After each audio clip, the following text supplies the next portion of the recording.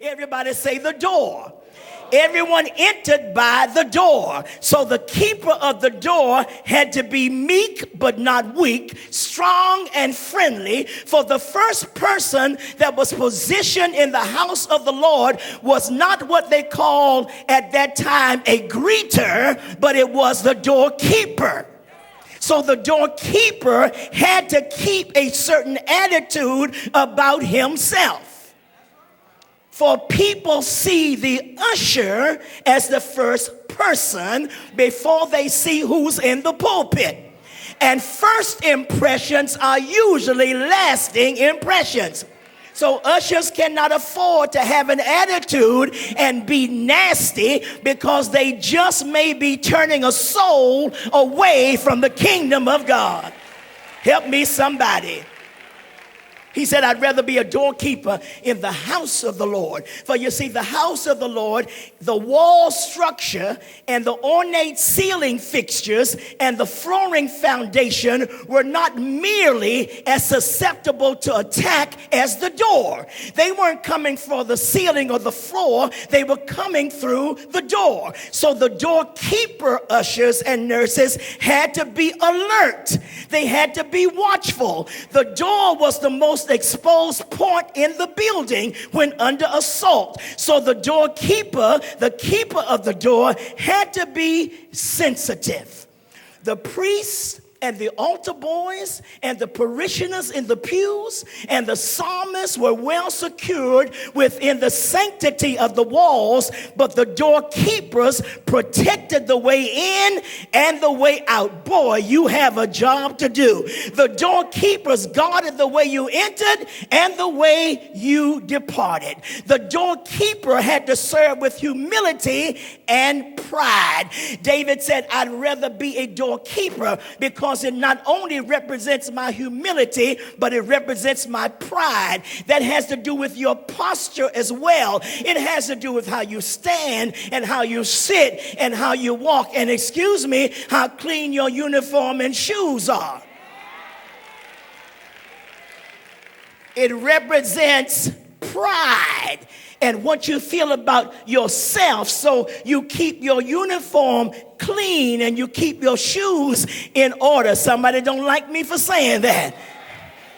Now I must admit, being a doorkeeper, sometimes people deliberately aggravate you and get on your nerves. But you got to do like my mother said. My mother said, you got to see and don't see. You got to hear and don't hear, because you cannot, ushers and nurses, wear your feelings on your shoulder. Because you don't know that there are people coming in that are coming in with an attitude just like you woke up with. So somebody's attitude got to give. And if you're ushering them or nursing them, oh, I'm talking good tonight. If you're ushering them or nursing them into the presence of the Lord, both of y'all can't look like you've been through hell. Even if you've been through hell, you got a smile on your face because you're trying to win a soul to Christ.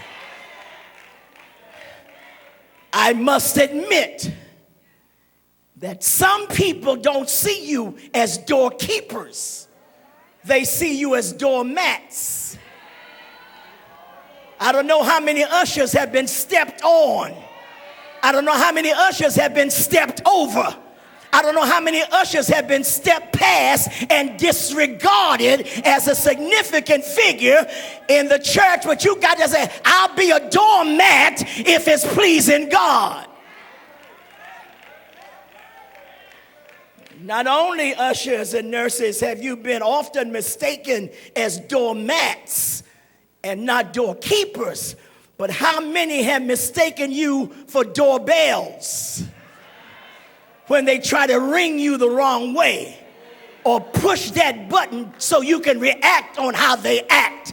How many people do you have to smile as they are being undisciplined, and you can tell they have no home training because they have no order. They want to sit wherever and chew whatever and let their babies cry and talk and walk at the wrong times. They enter and exit improperly. They hinder others. Help me out, co-pastor Susie. Yes, I'll help you out, Bishop Owens. They'll mess up the flow on the whole road.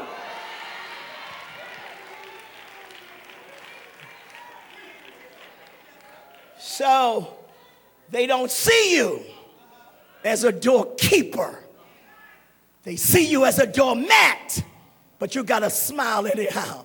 They don't see you as a doorkeeper. Many see you as a doorbell, but you got to smile anyhow. And then there's a group that don't see you as a doorkeeper. They see you as a doorknob. They try to distract you and turn you from your purpose and your assignment, which is more than wearing a uniform. But you got to make up your mind, like the old folks say, I shall not be moved. Can I get a witness in here? Yours is truly a ministry of helps.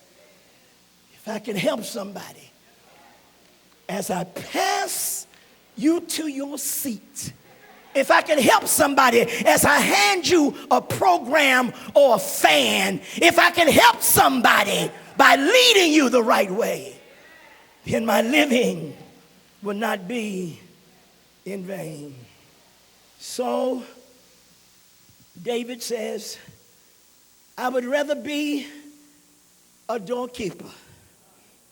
Let the preachers preach. For how can they hear without a preacher? But I would rather be a doorkeeper. Let the choir sing unto the Lord a new song. For yes, he hath done great things. But I would rather be a doorkeeper. Let the deacons pray. For the effectual fervent prayers of the righteous availeth much. But I would rather be a doorkeeper. Let the musicians play, for music is a universal language of the soul. But I would rather be a doorkeeper. Let the trustees count the money, for the Lord loves a cheerful giver. But I would rather be a doorkeeper in the house of the Lord. You see, the doorkeeper is the indispensable protector of the sanctity and sacredness of the worship service. The doorkeeper is the one that God uses first to usher in his presence. David said, I would rather be a doorkeeper, standing at attention, doing my job. For it was in the house of the Lord, it was as a doorkeeper that I learned that no weapon that's formed against me shall prosper. It was being a doorkeeper that I learned, if I trust in the Lord with all of my heart and lean not to my own understanding, and in all of my ways acknowledge him, he will direct my path. It was as a doorkeeper that I found out, if I wait on the Lord and be of good courage, he will strengthen my heart. It was as a doorkeeper that I found out that they that wait upon the Lord shall renew their strength. Somebody shout, I would rather. Let the Lord hear you say, I would rather be a doorkeeper in the house of the Lord. Clap your hands if that's your testimony.